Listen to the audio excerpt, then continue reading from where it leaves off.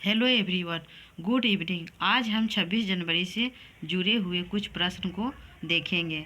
तो हमारा पहला प्रश्न है, 26 जनवरी 2024 को गणतंत्र दिवस की कौन सी वर्षगांठ मनाई गई? तो आंसर होगा 75वीं वर्षगांठ। दूसरा प्रश्न है कि गणतंत्र दिवस समारोह 2024 के मुख्य अतिथि कौन है? तो आंसर हो जाएगा आपका इमैनुअल मैक्रोन, जो कि फ्रांस के राष्ट्रपति हैं। अगला प्रश्न है, पहली बार 1950 में गणतंत्र दिवस के मुख्य अतिथि कौन थे? तो ये थे सुकर्नो। और अगला प्रश्न, 75वें गणतंत्र दिवस 2024 की थीम क्या है? तो आंसर होगा विकसित भारत और भारत लोकतंत्र की मातृका। भारत के अगला प्रश्न है, भारत के राष्ट्रीय ध्वज की लंबाई और चौड़ाई का अनुपात कितना होता है?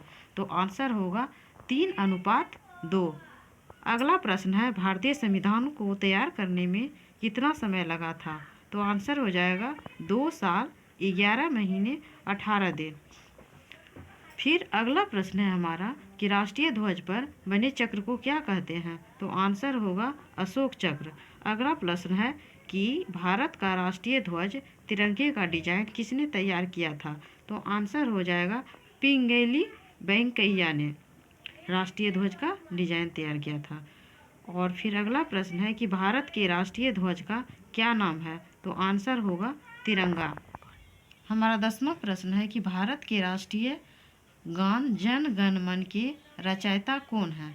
तो राष्ट्रीय गान जन गण मन के रचयिता रविंद्रनाथ टैगोर हैं। उसके बाद है अगला प्रश्न कि भारत के राष्ट्रीय ध्वज में 3 रंग की पट्टियाँ कौन सी हैं? तो आंसर होगा केसरिया, सफ़ेद और हरा। अगला प्रश्न है कि भारत का राष्ट्रीय गीत वंदे मातरम के रचयिता कौन है? तो आंसर हो जाएगा बंकिम चंद्र चट्टोपाध्याय। हमारा फिर अगला प्रश्न है कि भारत का झंडा गीत किसने लिखा है? तो आंसर हो जाएगा श्यामलाल गुप्त पार्षद।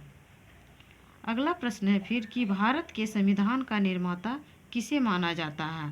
तो भारत के संविधान का निर्माता डॉक्टर भीमराव अंबेडकर को माना जाता है। और फिर हमारा अगला प्रश्न है कि भारत छोड़ो आंदोलन की शुरुआत किसने की थी? तो भारत छोड़ो आंदोलन की शुरुआत महात्मा गांधी ने की थी।